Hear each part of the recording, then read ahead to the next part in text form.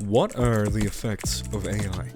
We don't really know, but we can make some educated guesses. Since COVID, students' grades have been getting lower and lower and lower and lower. This has led more and more students to the direction of AI. Look at AI. Everyone loves it. People are starting to need it. It will do your homework, teach your students, and diagnose your health issues. It will do all of this with about as many qualifications as someone living in their parents' basement. Everybody loves AI, but what does AI do in its free time?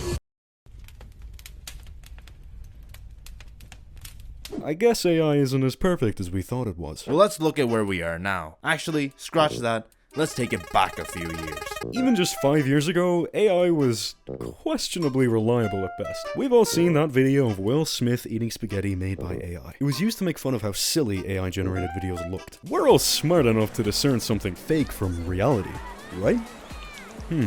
Yeah, maybe not. But one thing's for certain. As soon as it dropped, everyone started using it. Homework assignments done in minutes, and teachers are making questions for students in minutes. If we flash forward to now in 2025, the quality of AI is incomparable to how it was even just a few years ago. This graph represents 8 main categories of improvement. The general capability of AI has more than doubled its skills in making images and audio. Its memory has skyrocketed, the ability to talk to you in real time is now available, browsing, the reliability of its information, and its accessibility. All of this in just 5 years. In science, when one thing is discovered, it snowballs into more discoveries. Alan Turing's The Bomb led to the invention of the first personal computer. Felix Bloch and Edward Purcell's discovery of nuclear magnetic resonance led to the MRI. Even in the entertainment industry, video games went from looking like this in 1972 to this 24 years later in 1996 to this another 20 years later in 2016. If these examples are a sign of anything, it's a sign that AI's growth is not stopping anytime soon. But we want to take a look at something else,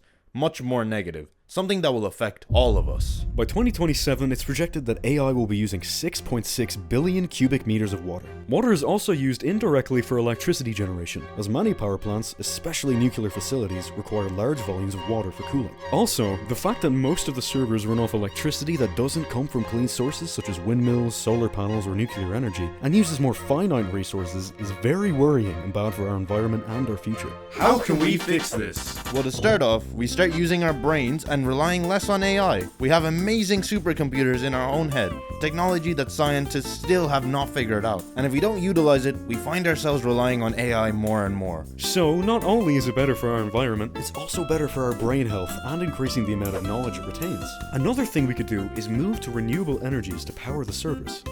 Burning fossil fuels is bad for everyone, so moving to renewable energy, such as solar panels, windmills, and other means that we can protect our planet better.